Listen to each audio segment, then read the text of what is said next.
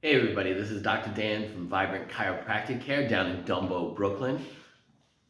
Today I wanted to do a little bit of a deeper dive on the low back and the phases of degeneration.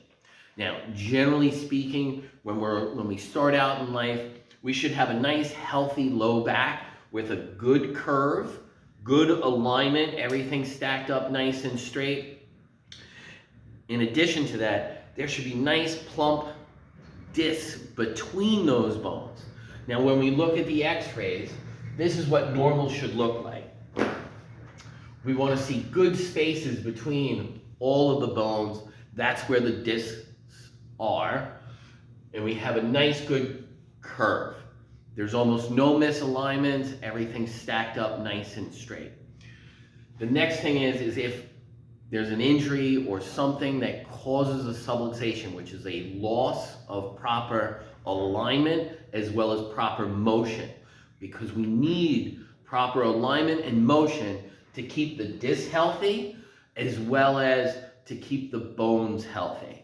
And it allows for the nerve system to function as the way it's designed, giving good communication between the brain and the body. That's just the first stage. We can see a little bit more white in this, and that's a sign that there's more calcium being deposited. So there might be some muscle spasms, some other things that are going on with that calcium deposit. If left uncorrected, we end up falling into the next segment where we can start to see even more of that kind of white haze, which is more calcification, so there's going to be more spasm, probably more discomfort at this point. There's even more shrinking of the spaces between the bones, which means the discs are no longer nice and plump and able to do their job as far as shock absorption, protecting the nerves, and allowing for good motion in that low back. If unfortunately, if that still is uncorrected or undetected, or if the individual has been covering up the problem with pain meds or something of that nature, then unfortunately the degeneration usually continues. Because if we take just a pain medication or whatever, it's really just covering up the problem. It's almost like if you had a fire alarm going off and you just pulled out the battery. Now, you really didn't stop the fire. Now, have you? What we really want to do is we want to put that fire out and restore normalcy. So as we can see here in segment 3, that the spine has lost that natural curve. So this is going to cause a lot more stiffness. Any stresses or strains are going to go directly through the spine into the hips or the other way and kind of head back up the body, causing other problems.